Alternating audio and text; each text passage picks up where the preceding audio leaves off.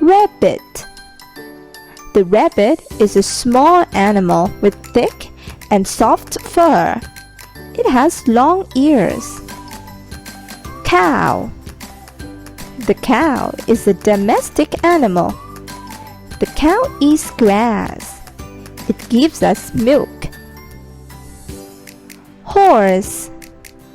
The horse is a strong animal.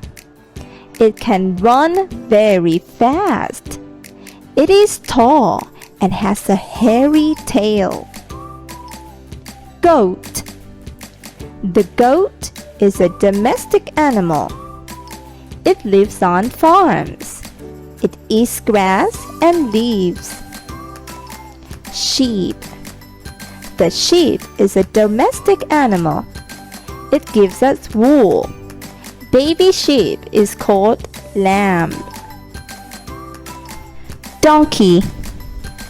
The donkey is a useful animal.